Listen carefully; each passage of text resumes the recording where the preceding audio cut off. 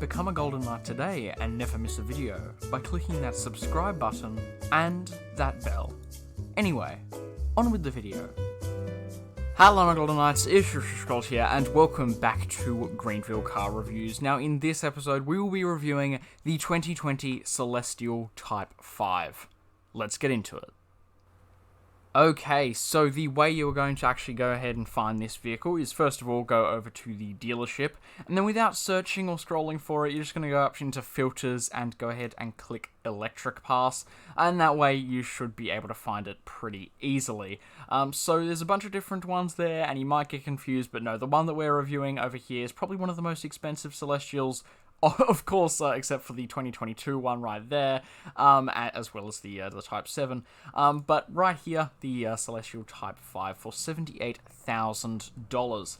So it is a sedan, quite obviously. You will need the electric pass to actually purchase this, and obviously the brand name is Celestial. Now, there are some different trims that we've got here, as well as some different rims. So we've got the long-range version, which is the basic version for the $78,000 that you get right there. And then we've also got the performance version that has some different rims called the Twin Turbine Dark. Now, of course, you can always mix them up. You can change those to... Yeah, there's a bunch of different rims you can actually pick from, which I think is actually really cool. It's an actual choice that you make, you know, it doesn't really change that much with your trims. You've actually got some different ones that you can choose from, which I think really adds to kind of the customization that you kind of see on the real-life version of this car on the website, where you go ahead and customize this real-life counterpart. But anyway, we've got a couple colors, just some basic ones. We've got pearl white, silver metallic, red, solid black, midnight silver metallic, and we've got deep blue as well. I've gone for the deep blue just because I think it looks really, really nice, but we're going to go ahead and get into the walk around, so I'll see you guys in just a second. Alrighty, so here we go. So this thing is relatively simple, but I think that it definitely makes sense why it's kind of locked behind the electric Game Pass as well, is just because, as well as the price tag, just because obviously the styling is relatively unique. So it really just has to be all 100% custom, which is interesting. I wish that maybe the door handles had like a little bit more detail. Maybe they could like pop out or something. That would be really cool. But there's just like not a lot of detail. Like you can see that they made an effort to put detail onto it, but kind of with like just kind of those 2D like sticker looking rims. It just looks a little bit strange. So yeah, they definitely have made an effort, it looks like, but I'm not exactly sure how that's come across. It definitely looks like the real thing, and I can see kind of where they were going with the styling. But it's just not 100% perfect. I'm not too sure. I'm looking at it, and something just seems off. I have no idea what it is, but something just seems off. It's quite a wide vehicle, which is really, really nice. And yeah, it looks really, really nice from far away, but kind of as you get closer, it's not quite as flawless as it may seem. Here's what it sounds like starting up. Here's what its horn sounds like. And here's what it sounds like to drive.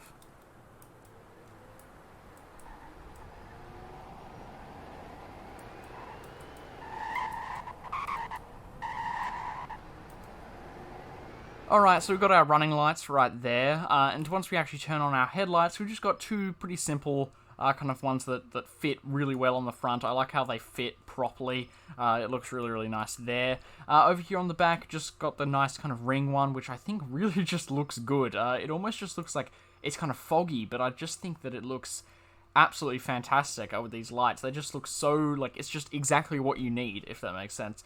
Now, we've also got some brake lights on the back here, as well as our reverse lights there. Just those kind of light up, and we've got like a little thing right there, and kind of the light seems to change a bit. It's very strange. I'm not exactly sure how to say it, but it just looks a little bit weird.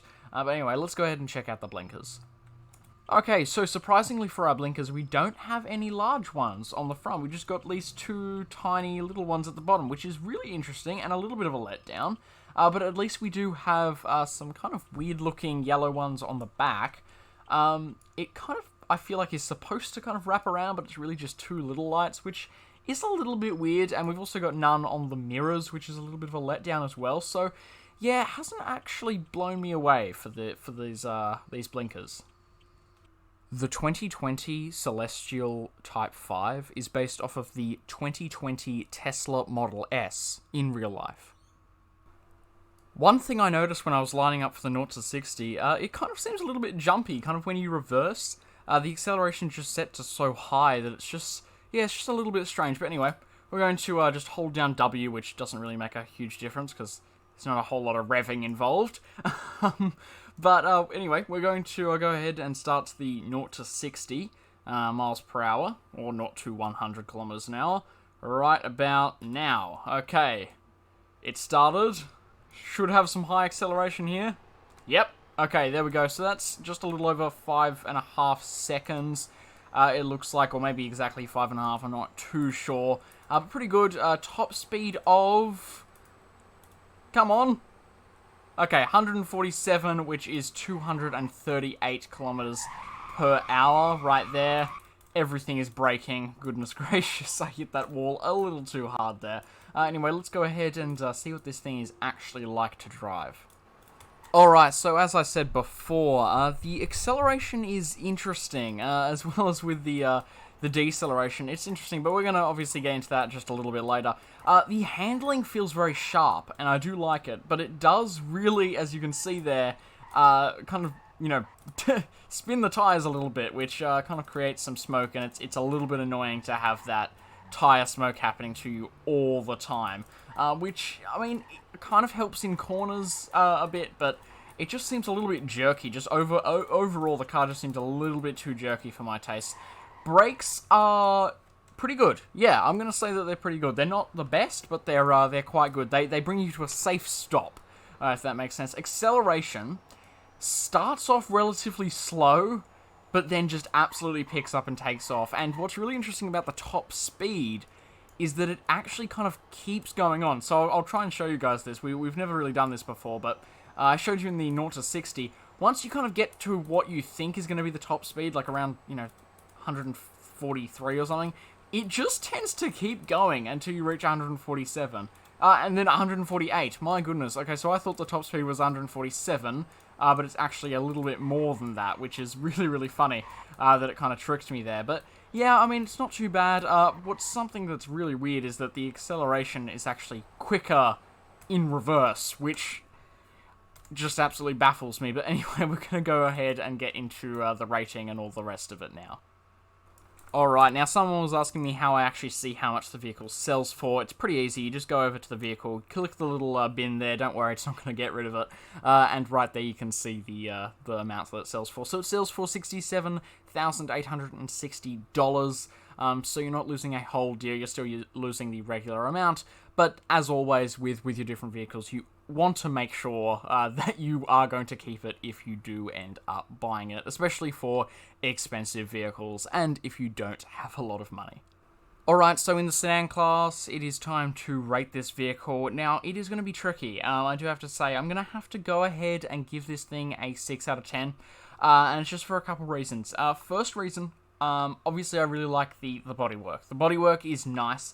However, there are just a few details, especially with the blinkers and stuff, that I'm just really disappointed by. It just really didn't live up to its potential, I don't think. I think it could have been a really good all-rounder car, especially for it being electric. I think it would have been absolutely amazing. But just in a couple spots, it just really kind of lets you down. I really think that the acceleration going forward should be quicker than getting up to speed going, in reverse. I really think that does not make a whole lot of sense. But what do I know, I guess. But yeah, overall, braking's decent. Acceleration's good, definitely, once you kind of get over the initial starting point. It really just takes off, which I think is absolutely awesome. Top speed's a little weird. I don't understand the top speed. It just kind of... You guys already heard it, but it's just a little bit weird. I don't really understand it that well. Headlights, reverse lights, yeah, they're pretty standard. They're pretty good. And overall, not bad at all. So, obviously, we've got to go through the other stuff. So, is it worth it for the price? I'm going to go ahead and say... I'm not sure. I don't know, because you can pay less for something slightly smaller than this, and it's still an electric car made by the same company, and it's still kind of what you want. So it's hard to say. I guess this one is going to have to just be up to you. I'm not entirely sure if it is worth the money. Yeah, it's difficult to say. Sorry about that. But is it worth just buying the Game Pass just for this vehicle alone?